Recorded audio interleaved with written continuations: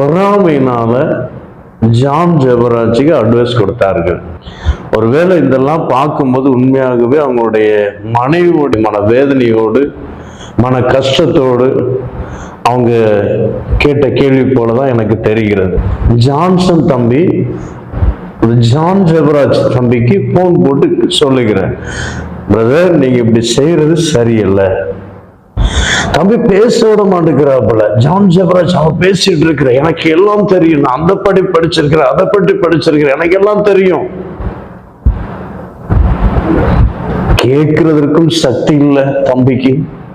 நான் என்ன சொல்றேன்னா, யாரும் எப்படி ஆலோசனை கொடுக்கட்டும், கேட்க வேண்டிய கடமை நம்முடைய கடமை.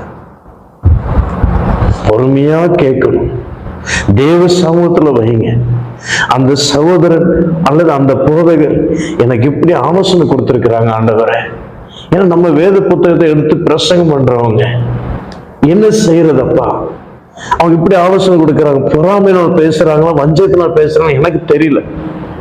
ஏன்னா நமக்கு தெரியாது அவங்க என்ன எண்ணத்தோட கொடுத்தாங்கன்னு சொல்ல முடியுமா? நம்ம நியாயம் தீர்க்க முடியுமா?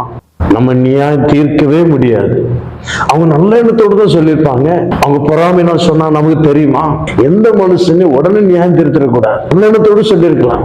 நானும் சொல்லவாருன்னா அவங்க எந்த எண்ணத்தோடு சொல்ல, அது நமக்கு தேவையில்லை.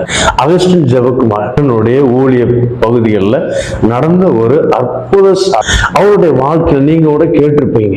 அகஸ்டின் ஜெபக்குமார் அண்ணன் பீகார்ல ஊழியம் செய்து கொண்டிருக்கிறார்.